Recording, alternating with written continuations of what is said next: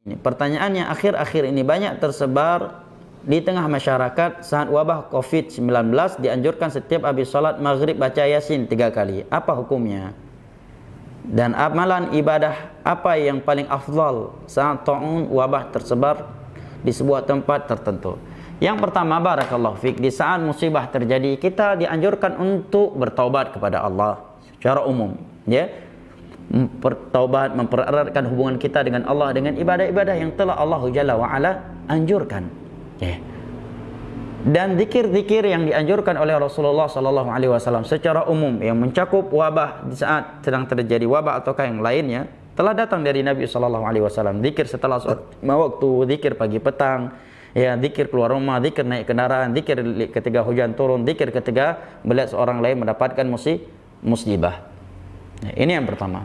Yang kedua, perlu diketahui bahwa para ulama menyebutkan sebuah kaidah bahwa mengkhususkan suatu ibadah dengan waktu yang khusus, dengan cara yang khusus atau di tempat yang khusus tanpa dalil yang mengkhususkannya, ini adalah sesuatu yang bid'ah, ya.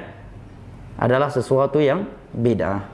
Atau dengan bahasa sebagian ulama yang lainnya, suatu ibadah yang faktor tujuan untuk melakukannya ada di masa Nabi, tetapi Nabi dan para sahabatnya juga tidak melakukannya, sementara tiada sesuatu yang menghalangi mereka, apabila dilakukan setelah itu maka itu menjadi bid'ah. Di masa dahulu pernah terjadi wabah penyakit di Madinah, pernah terjadi ta'un di masa Umar, tapi tidak ada di antara mereka yang mengkhususkan ibadah tertentu yang disebut ibadah ta'un atau ibadah karena kena corona.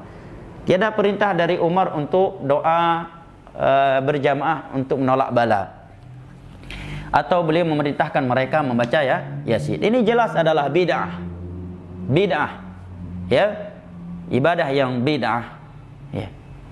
Oh, jangan dibilang bid'ah dong. Baik, kalau bukan bid'ah apa namanya ini? Sunnah.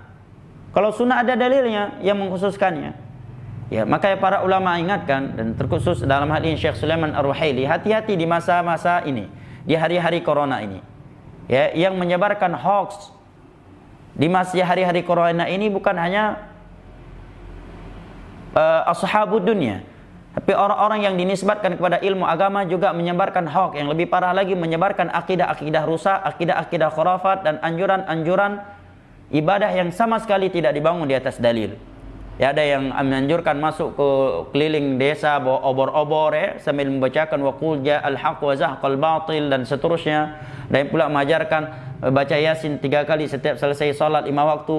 Ada pula yang menyatakan jangan katakan COVID-19, tetapi katakan KIF-19, karena KIF itu artinya berhentilah, agar COVID-19 ini berhenti. Ini cocok lagi yang menertawakan orang Arab, apalagi orang yang belajar ilmu agama. Ya, agama ini telah sempurna. Perbanyakkan doa, keumuman ibadah, keumuman zikir yang Nabi SAW anjurkan.